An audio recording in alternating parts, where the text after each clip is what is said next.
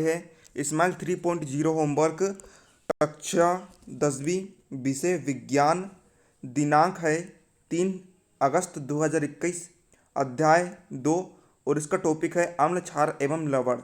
तो इसके जो भी होमवर्क है इसका हम सारा सोल्यूशन देखने वाले हैं, तो वीडियो को एंड तक देखिएगा और ध्यान लगाकर समझिएगा। समझ में आना आपको ज़्यादा महत्वपूर्ण है क्योंकि सोल्यूशन तो आपको कहीं से मिल जाता है, इसलिए ध्यान लगाकर समझिएगा। चलिए अब हम वीडियो बिना किसी देरी के शुरू करते हैं।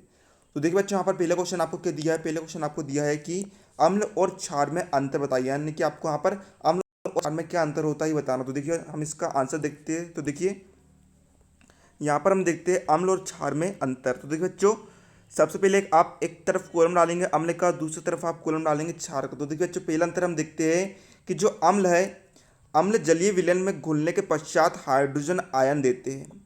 यानी कि जो अम्ल है ना, जब हम उन्हें जल में घोलते हैं तो क्या करते हैं वे हाइड्रोजन बना देते हैं। जबकि जो क्षार होते हैं, क्षार क्या करते हैं, क्षार को यदि हम जल में घोले तो क्या करते हैं वे हाइड्रोक्साइड आयन बना देते हैं, यानी कि OH- बना देते हैं। ये इसका पहला अंतर हो जाता है। दूसरा अंतर हम देखते हैं, जो अम्ल होते हैं उनका मान जो होता है पीएच से, है ना, उनका जो पीएच मान होता है 7 से कम होता है। जबकि जो क्षार होते हैं उनका पीएच मान 7 से अधिक होता है। और है ना, जो उदासीन होते हैं उनका मान जो है 7 पर ही अटका रहता है। ठीक है, ये भी आपको ध्यान में रखना है। देखिए तीसरा मेन पॉइंट यहाँ पर आता है कि जो अम्ल होते हैं उनका स्वाद क्या होता है, खट्टा होता है, जबकि क्षार का स्वाद थोड़ा क्या होता है, कड़वा या फिर कसीला होता है। अम्ल नीले लिटमस पत्र को लाल कर देता है, जबकि क्षार जो लाल लिटमस पत्र को नीला कर देता है।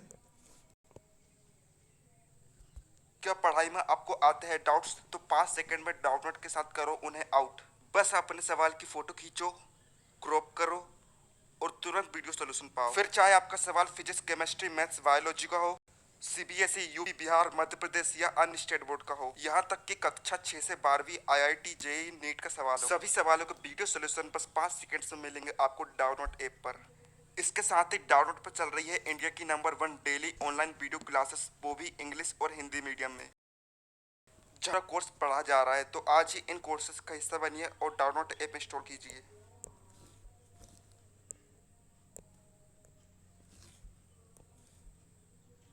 क्वेश्चन का आंसर हो जाता है यहाँ पर। ठीक है, समझ में आ गया वो उम्मीद है आपको। जो अम्ल होता है ना, क्या करता है, जो लाल लिटमस पत्र रहता है, नीले लिटमस पत्र रहता है, उसे क्या कर देता है, लाल कर देता है। और जो क्षार होता है वह लाल लिटमस पत्र को क्या कर देता है, नीला कर देता है। ठीक है बच्चों, ये आपका आंसर हो जाता है। इसके बाद हम देखते हैं सेकंड क्वेश्चन। सेकंड क्वेश्चन हमें दिया है गंधीय सूचक किसे कहते हैं। गंध, है ना, तो देखिए, और गंधीय प्राकृतिक और संश्लेषित सूचक के दो दो उदाहरण लिखिए। तो देखिए सबसे पहले हम समझते हैं गंधीय सूचक किसे कहते हैं। तो देखिए बच्चों, गंधीय सूचक कुछ पदार्थ अम्ल या क्षारक की उपस्थिति में अपना गंध बदलते हैं। यानी कि जब हम उनके सामने अम्ल लाएंगे तो वे कुछ और गंध देंगे, यदि हम उनके सामने क्षार लाएंगे तो वे कुछ और गंध देंगे। मतलब कि वे उनकी उपस्थिति में क्या करते हैं, अपना गंध, यानी कि जो सुगंध होती है उनकी, है ना, बदबू भी कह सकते हो, वे बदल लेते हैं। ऐसे पदार्थों को क्या कहते हैं, हम गंधीय सूचक कहते हैं। गंधीय सूचक खासकर नेत्रहीन छात्रों के लिए काफ़ी उपयोगी साबित होता है। उदाहरण के लिए प्याज, वनीला, लौंग आदि, है ना। आपने देखा होगा जो प्याज होता है, प्याज में से जब आप काटते हो तो देखिए क्या होता है, आपके आंखों से आंसू निकलने लग जाते हैं और गंध देते हैं। ठीक है, इसी प्रकार लौंग भी आपने देखा होगा, लौंग भी क्या करता है आपका, है ना, आप मतलब कि आपको अलग प्रकार की गंध देता है, आपका आंखों से आंसू निकाल सकता है। इन्हें हम क्या कहते हैं, गंधीय सूचक कहते हैं। इसी प्रकार संतरा भी आपने देखा होगा ना, आंख में छिटके पड़ने पर क्या होता है, आंसू निकलने लग जाते हैं। इन्हें हम क्या कहते हैं, गंधीय सूचक कहते हैं, जो अम्ल क्षार की उपस्थिति में अपना गंध बदल लेते हैं। तो अब हम है ना, जो आपके प्राकृतिक संश्लेषित और गंधीय सूचक के हम उदाहरण देख लेते थे। तो देखिए बच्चों, पहला आपको क्या दिया, गंधीय सूचक उदाहरण देखते हैं। तो देखिए वेनिला, प्याज एवं लौंग, ये इसके उदाहरण है। प्राकृतिक सूचक के उदाहरण क्या है, लिटमस है, हल्दी है, चाना रोज है आदि, है ना। रोज यानी गुलाब का फूल, तो वो चाना का जो गुलाब का फूल होता है वे। ठीक है, संश्लेषित सूचक के उदाहरण क्या है, मेथिल ऑरेंज और फिनोल्फिथेलिन। ठीक है, ये आपके उदाहरण हो जाएंगे। हल्दी, एक बात याद रखना आपको, हल्दी क्या है, प्राकृतिक सूचक होता है। तीसरा को क्वेश्चन दिया है लिटमस किससे प्राप्त होता है। तो देखिए लिटमस जो है लाइकेन से प्राप्त होता है। ठीक है, लाइकेन यहाँ पर एक, है ना, मतलब कि कपड़े का प्रकार होता है, उससे ये प्राप्त होता है। अब देखिए क्वेश्चन नंबर 4 आपको दिया है, चूने के पानी में CO2 यानी कि कार्बन डाइऑक्साइड प्रभावित करने पर चूने के पानी का रंग दूधिया क्यों हो जाता है, हमें इसके कारण बताना है। अगर इसमें हम अत्यधिक मात्रा में कार्बन डाइऑक्साइड प्रभावित करें तो क्या प्रभाव पड़ेगा, और जो यहाँ पर क्रिया हो रही है हमें उसका समीकरण भी यहाँ पर लिखना है। तो सबसे पहला मैं जो पहला क्वेश्चन दिया है कि चूने के पानी में कार्बन डाइऑक्साइड प्रभावित करने पर चूने का पानी का रंग दूधिया क्यों हो जाता है, हम उसका आंसर देखते हैं। तो देखिए बच्चों क्या है, देखिए कार्बन डाइऑक्साइड गैस प्रभावित करने पर चूने का पानी का रंग दूधिया इसलिए हो जाता है क्योंकि कार्बन डाइऑक्साइड का गैस का अपचयन कैल्शियम ऑक्साइड में हो जाता है ना। जब कार्बन डाइऑक्साइड गैस के चूने को पानी में से प्रभावित करते हैं, है ना, तो चूने में मौजूद कैल्शियम का वियोजन प्रक्रिया का सामना करना पड़ता है। वियोजन प्रक्रिया के कारण कार्बन कैल्शियम की जगह ले लेता है और कैल्शियम ऑक्साइड बना लेता है। ठीक है, ये आपका आंसर हो जाएगा। इसका समीकरण भी हम देख लेते हैं। तो देखिए यहाँ पर समीकरण आपको दिया है, क्या दिया है, CaOH2। ये क्या है, चूने का पानी का सूत्र होता है ना। CaOH2 क्या होता है, चूने के पानी का सूत्र होता है, और ये क्या है, कार्बन डाइऑक्साइड का सूत्र है।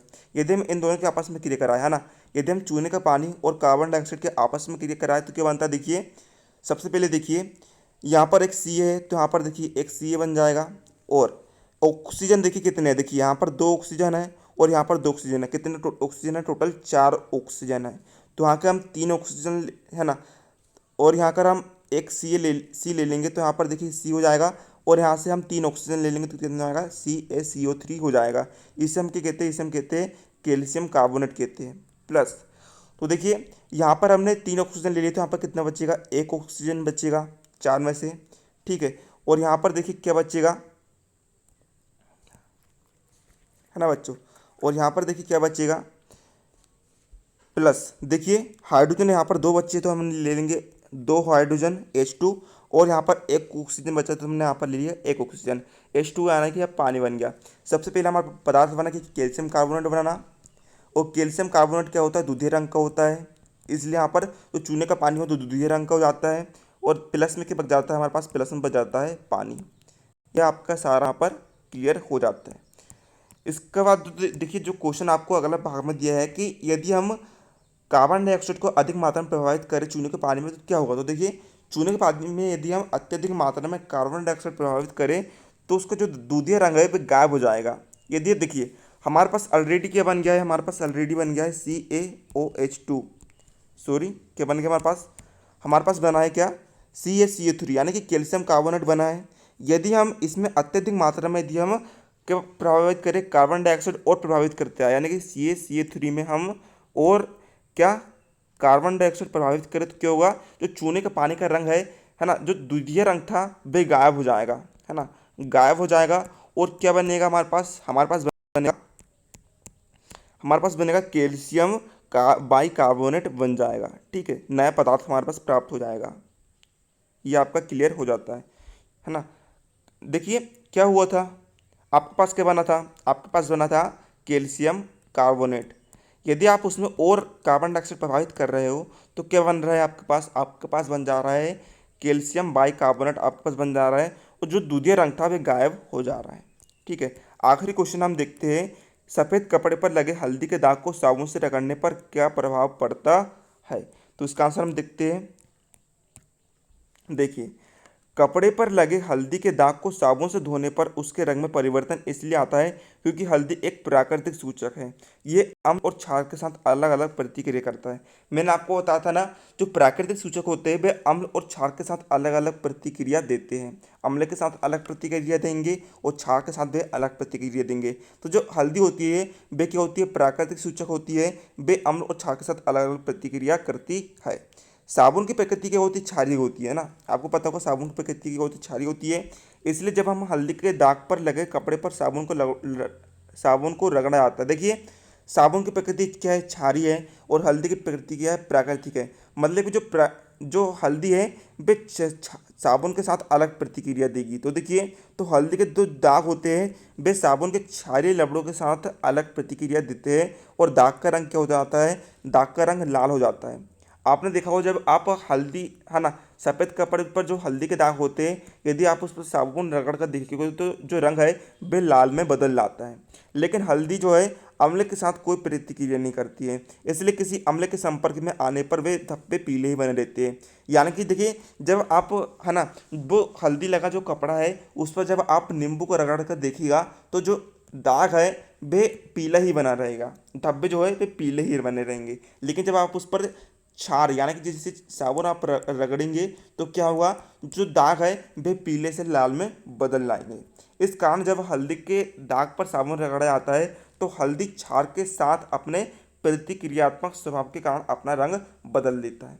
तो यह आपका आंसर हो जाएगा। उम्मीद आप सभी को समझ में आ गया होगा।